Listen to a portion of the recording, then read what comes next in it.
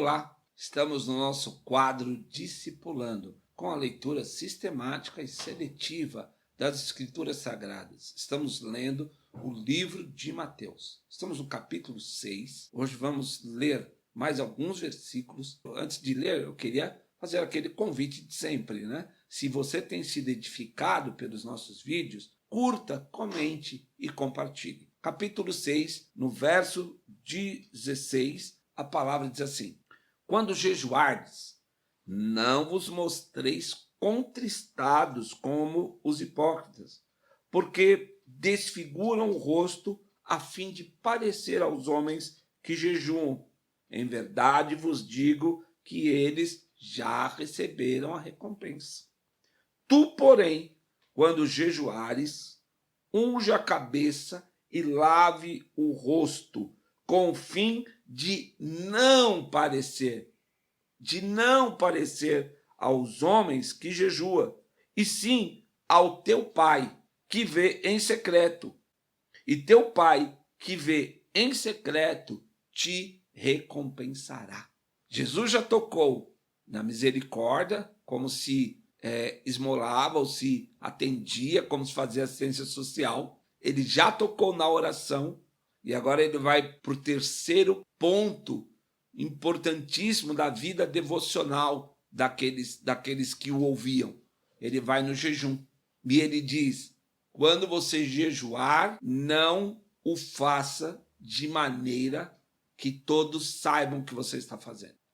É de se pensar aqui. Muitas vezes a nossa vida, a nossa prática devocional, da nossa religiosidade, da nossa vida com Jesus, ela deve ser muitas vezes pensada e repensada. Por isso eu sempre digo, o livro de Mateus é um livro escrito para nós, os crentes, aqueles que professam e creem na palavra e que procuram viver por ela. Porque sempre a gente vai estar sendo orientados e corrigidos na nossa rota, na nossa caminhada espiritual. Veja bem, se o que Jesus diz aqui não é o oposto do que ele enxergava naquela época e que ainda acontece hoje. Quando jejuares, não faça com visível. Aliás, ele coloca até de uma forma antagônica. Quando você jejuar, se prepara, penteia o cabelo, lava o teu rosto, põe a tua roupa melhor para não, preste atenção nessa partícula negativa, não pareceres aos homens que jejuas.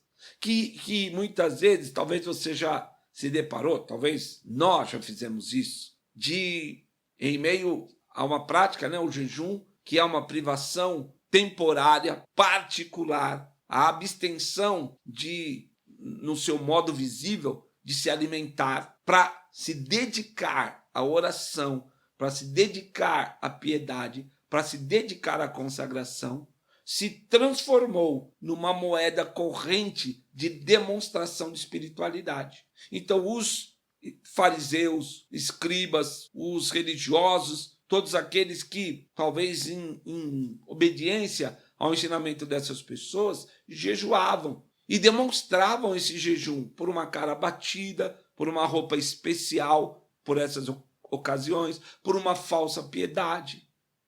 A vida com Deus, irmãos, não é uma vida narcisista.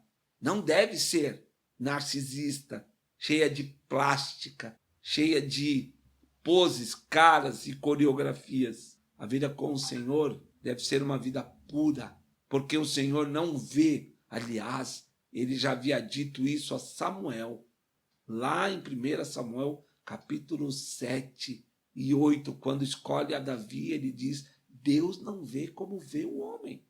A prática do jejum era uma das mais fortes, recorrentes daquela época. Mas o Senhor diz, ele não vê o teu exterior, ele não vê o que você está deixando de comer. Aliás, um bom roteiro para jejum, sabe qual é? Ler Isaías 58. Quando você for jejuar, leia Isaías 58 primeiro. E aí você vai ter consciência qual é o jejum que Deus quer. O fato é que aqui ele repete a fórmula. Tu, porém, quando jejuares, não proceda como procedem os hipócritas. Se apruma, se arruma, se ajeita É muito comum a gente ver testemunhos, campanhas e tudo de jejum. É importante a consagração, sem dúvida alguma. É importante o retiro espiritual particular para se dedicar à oração, com certeza.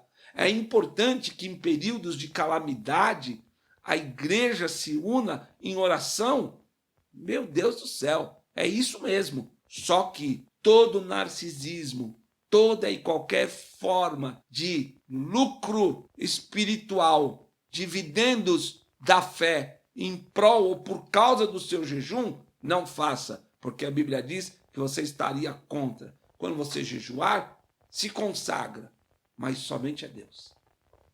Que Deus seja o alvo do teu jejum. Não faça jejum para obter, não faça jejum para comprometer, não faça jejum para negociar. Faça jejum para se consagrar, para se dedicar. Façam em secreto, sem que ninguém o veja. O vosso Pai, o Pai Celestial, vai te recompensar.